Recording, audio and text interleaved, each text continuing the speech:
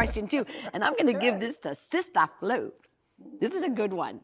This is you love this question. She's already telling you love it.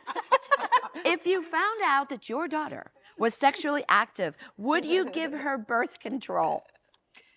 After I completely and totally flipped out, then I'm going to be honest, and I know this is going to affect some of your Christianese, yes. And the reason that I would, and I know, like, some people's mindsets are, well, which I used to think that way too. Well, you're giving them a license to sin. Pay attention to the situation. Right. They are already doing it. Already. Right. And even as we sit around this table, opinions have changed over the years. And as you have had encounters, you realize. So the thing of it is sin has a downward spiral to it. So now they are already engaging in sex, intercourse. What are some of the things that can come out of that? Disease, pregnancy. I believe God is the giver of life. Let me be clear about that. Mm-hmm. However, once you have that life, they are now, what you are attracted to at 16, you will not be attracted to at 26, 36, 42. You understand what I'm saying? Mm-hmm. So now you are connected to this family for the rest of your life. The other thing is that sometimes people have used, especially us as Christians, because it's like we shame people. Mm-hmm. That if things aren't to a certain standard, listen, there's dysfunction from the Bible on down. Yes. Okay. And so what I found people do, I call it sneaky saints, then they go and get an abortion. So you're never the wiser that my child got pregnant, because like the last question we just had, I'm more concerned about how it looks for me. Right. I just really believe that you need to put things in place as the parent, as the protector, as the provider. They're obviously not in the frame of mind to make the decisions from a place of righteousness that maybe you are in. So you need to work with them. You have a teenager. I do, and I disagree with Flo. Mm-hmm. And I believe in those things about being the protector and stepping in, but I just believe in a different way. Mm-hmm. I just think that allowing them to, providing them with birth control only protects them from the physical things. They're not being protected from the emotional consequences, from the spiritual consequences. So to me, it's like, okay, well, here you go. We're protecting you from these physical things, but they're still going to experience all the consequences from having sex, all those other consequences. So for me, it's like, okay, there's going to be a whole bunch of other things that happen. Corey, and there's going to be a whole bunch of other things happen. If they're a teenager living in my home, we're going to be cutting off. And believe me, I understand. I was a teenager, okay? I understand. They will find ways around rules. I understand that. But for me and our line, and I am not providing that, okay? It's going to depend on their age. It's going to depend on where,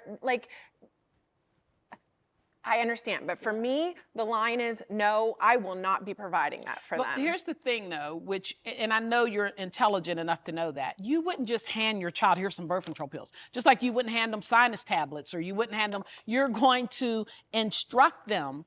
It's a time to have a conversation. They're already in it. The conversation is going to be, we're going to read through this Every Young Woman's Battle book. We're going to limit your access to the boyfriend. We're going to there's all of a sudden your consequences are you no longer, you are grounded. No cell phone. There's going to be a whole bunch of other But you weren't doing that before? Because this is my mindset. We're talking about a Christian home, a child, and so I would like to think that if a child grew up in my home, I've already done those things. We've done the promise ring. We've done that. We've done all of that. And so whatever it is, not that I'm in agreement with it. They push a whole other conversation. No, but it still has to do with keeping yourself celibate and keeping yourself, before, for the Lord.